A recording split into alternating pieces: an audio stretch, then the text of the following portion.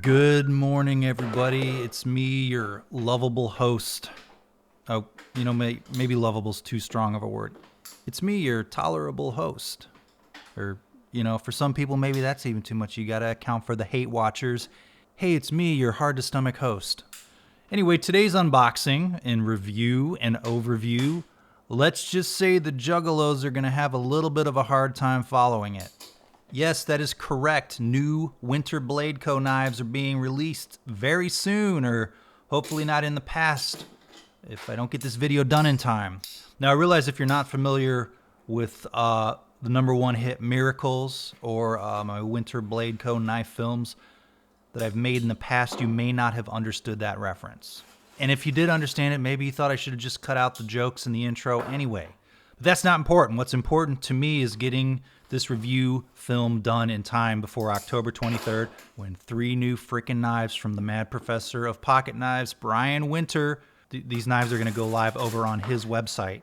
Now, since I'm on a compressed schedule, which is currently October 17th was the start of the writing, today is the 18th, the day of the recording and the shooting, you'll see me take some shortcuts here or there, reuse some jokes or some shots, but just know this. Winter Spyderco makes some of the most unique pocket knives out there with kind of weird deployment methods. They got patents pending, they got magnets, they got color, they got all the fun stuff, all the gimmicks. They're fashionable and they're fidgetable. Pocket knives are tools and not fidget toys or fashion statements. Buy a buck. All right, let's dig in. First up is I have no idea, as the boxes here aren't externally labeled. I shot this and then wrote it later. I'm going into this with no knowledge. Okay, I did a little light reading a couple days ago, but I'm pretty dumb and have the brain of a goldfish, so I've forgotten already. I do know now that I have a new zipper pouch to add to my vast wealth of zipper pouches. That is, if zipper pouches are tradable for cash value. First, though, looks like we're looking at the M-Fire. Now, what is the M-Fire? Since recording this, I actually have to go back and read about the fire, the M-Fire. It has a handy guide, it comes with a guide for us idiots that are sent the knives ahead of time. This one is basically like a dual action auto, not to be confused, or easily confused with a double action auto. It says dual action here. I always have to go back and figure out which is the correct thing to call dual and which is the correct thing to call double. I think dual is like a out the front, but a double has 2 deployment methods, but it's also an auto.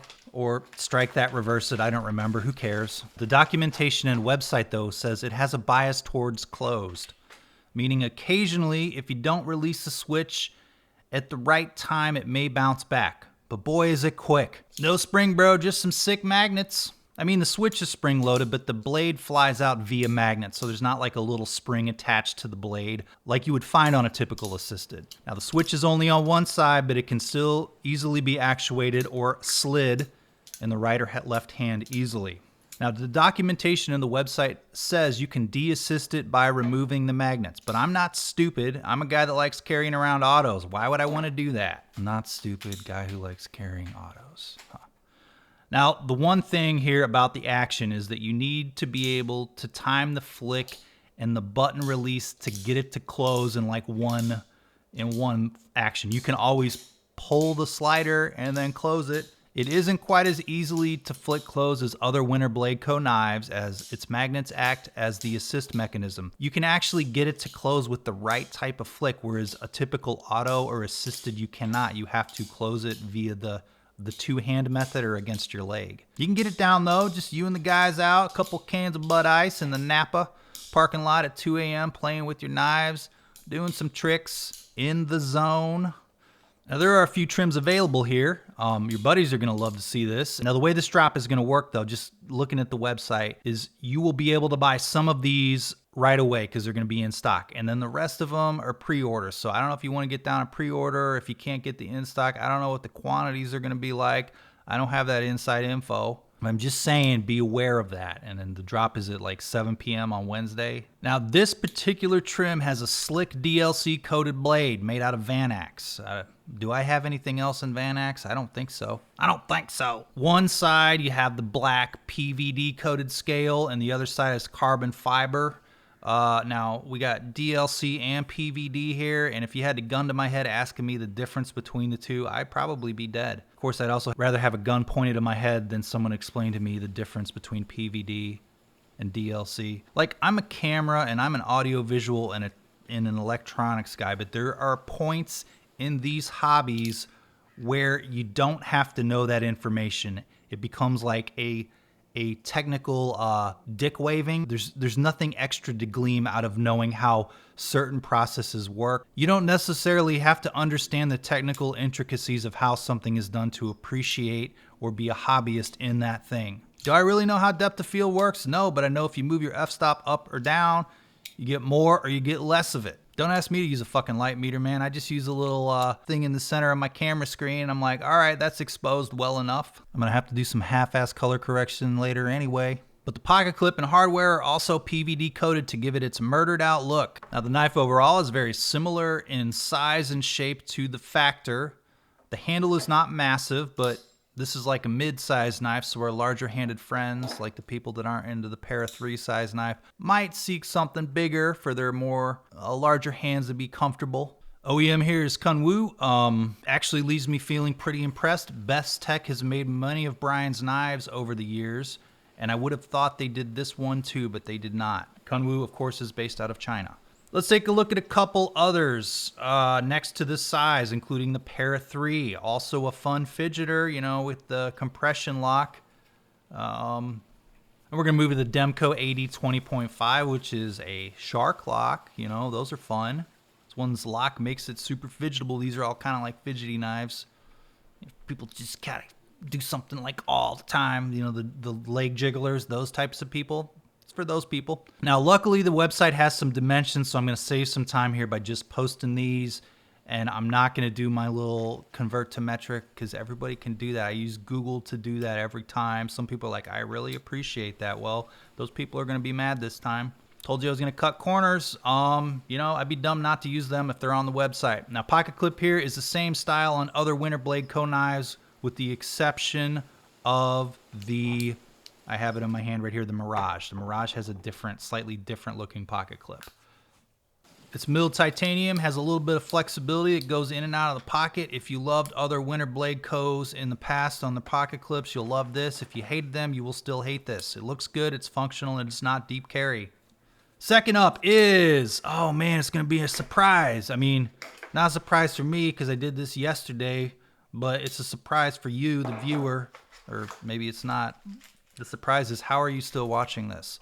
I'm really excited for you, though. I don't know how I'm going to get this written and edited and shot before next Wednesday with all the yapping, which brings up one of my favorite comments that I get is the yapping. Like when you go click on a product review or a beer review or a video of somebody on YouTube where they talk about a thing, are you surprised at the yapping? Don't you expect talking throughout the video? Well, you may not like the content of the yapping, which in that case you could just call me annoying, but the yapping is expected in a video review. I could have, I guess, released the video entirely silent, just my heavy breathing, the air caressing, the hairs and boogers as it leaves in my nostrils, wheezing.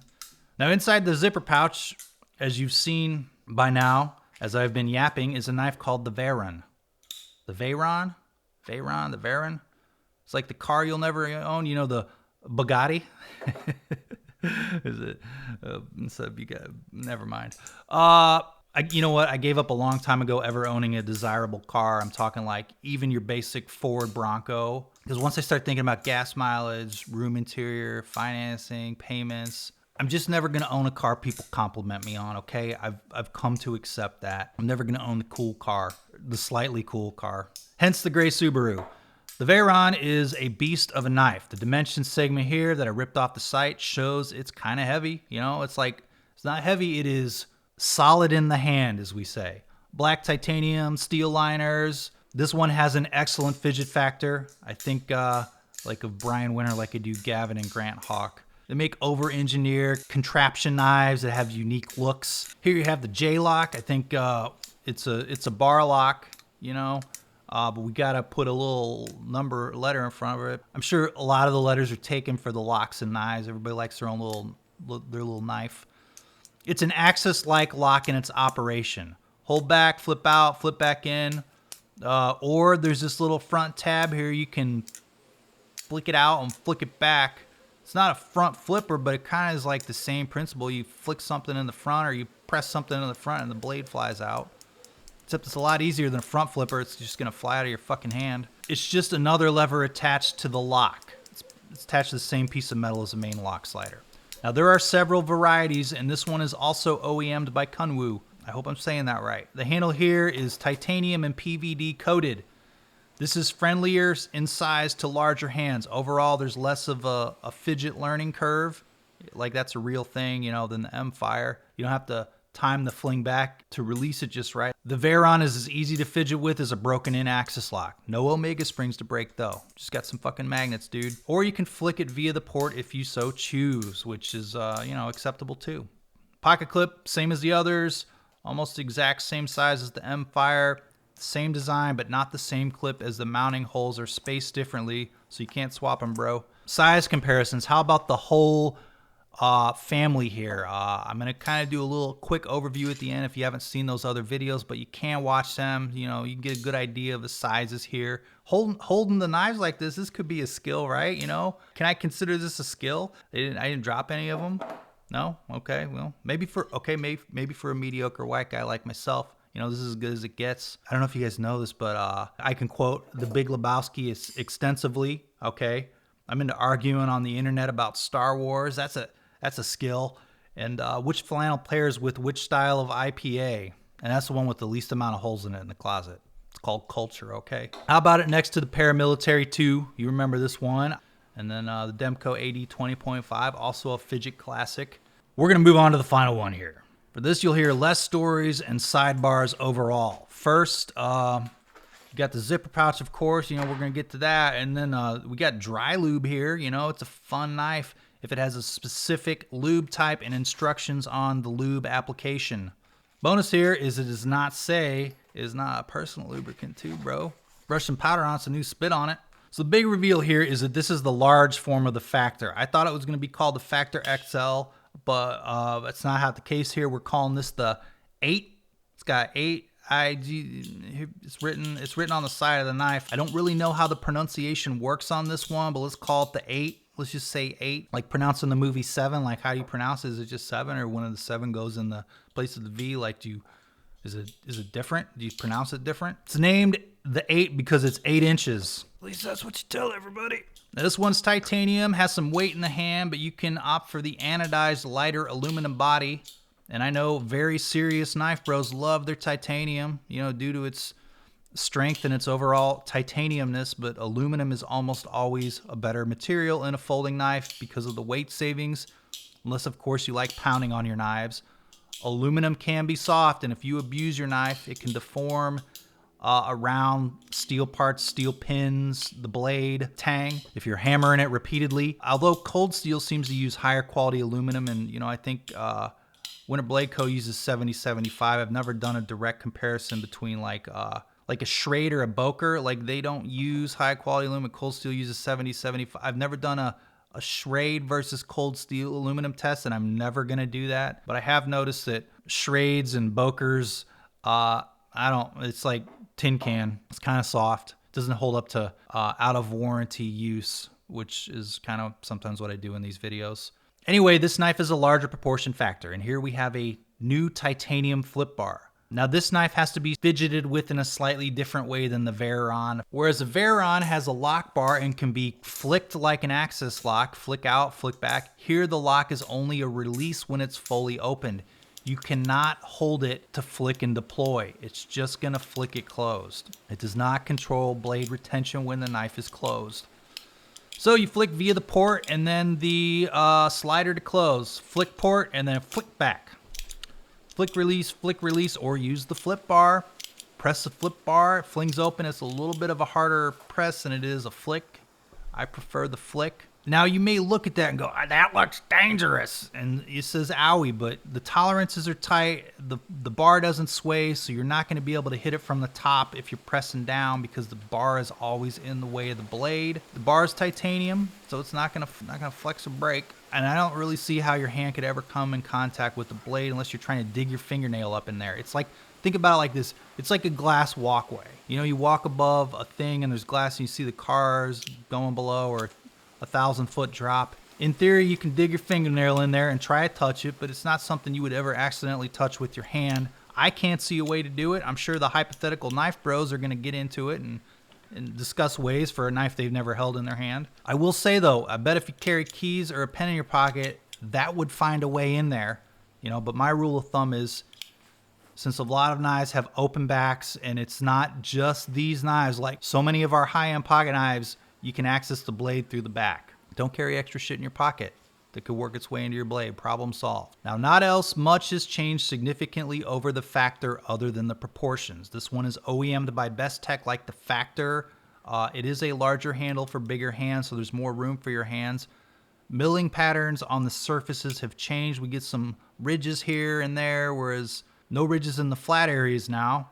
But those have changed between the Factor B2 seen here, which has like no ridges. It was ridge free, like ruffles have ridges. That's how I'm talking about it. It's probably a real technical term for knife guys that's really called, but I'm going to call them ridges. B3 though has more ridges on more areas, depending on which model you get. B2 and B3 are about the same size. Pocket clip, same style. Stays in the pocket, has that bump. Could wear on the fine slacks over time. Yes, it could. Maybe thicker pockets might have some issues. You may have to do a little lift to get it in. No problems with my shorts though. I show it next to the Paramilitary 3. Oh man, Paramilitary 3, that's a faux pas. Para 3. In my original Para 3 video, I actually called it the Paramilitary 3, and I had to cut out the military part of it. If you want to go back and watch that original one, you may be able to tell. Oh man, I'm a classic idiot. Knife bros hate me. Make knife bros mad with this one weird trick, and it's being me. All right, I said the Paramilitary 2.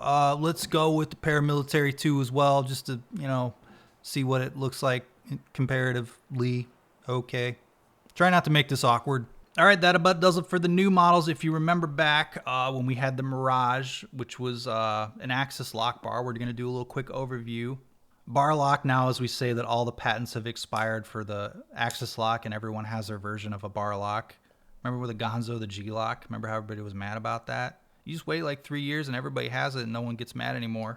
It's a ripoff! Remember how people were so mad about the Gonzo G-Lock? Had the patents expired at the time? Nobody really knows. Like, they just got mad about it on the internet. Now everybody has one, no one's mad anymore. Those are the good old days when everybody was mad for Benchmade. Now everybody's just mad at Benchmade. Times have changed, dude. Now the Factors we have already covered, but that leaves the Severn, which is follows the overall motif of the Sheep's Cliff Warren Foot style blade most of the Winter Blade Co. lineup has, except of course for the Mirage. It's like a drop point. This one has an axis-like lock and is amazing too, except, you know, there's no Omega springs. It's like fucking magnets, bro. It's hard to choose a favorite here, though, as they were all slightly different. You know, it's like a variation on a theme. For me, I like the larger sizes of the Severn and the 8. The solid feel in the hand and the fun fidget factor are nice. Severn's spiritual successor is probably the Veyron, though, because it has a secret tab and a lock bar. The Veyron is a little bit heavier, though. So, I like the 8 and I like the Severn, and I guess, you know, the Veyron, you know, I like the little bit less weight of the Severn, but, you know, maybe you get a Veyron with G10 and you'll be fine. Although I'm gonna be honest, the new M-Fire is kind of great because it's like taking Winter Blade Co. in the auto territory. I would love an out the front magnet knife from them someday. You can take the magnets out. It's not, you know, it's legal, bro, everywhere. The switch on the Fire is perfectly textured as well. I didn't get into it before, but that actuator, that little slider, the little spring-loaded slider is great. Can't go wrong with anything in the lineup here. It's all about what you think you would like. Now, if I manage to pull off a minor miracle, and by that I mean focus on making this video, you can buy those over at Winter Blade Co.'s website starting Wednesday at 7 p.m., or you can pre-order. Thanks to Winter Blade Co. for letting me check these out. You see, thanks, Mark, and a little thing there. They're simply awesome, as basically all of the knives of his that I've checked out over the years. They're just wonderful. Say hi to the patrons; they're wonderful too. They all know about Winter Blade Co. because they watch all the videos. I didn't have to explain to them that first joke. They're like, "Yeah, it's magnets, bro. Juggalos, miracles." They knew about it. So I'm gonna say like, subscribe, comment. Thank you for watching.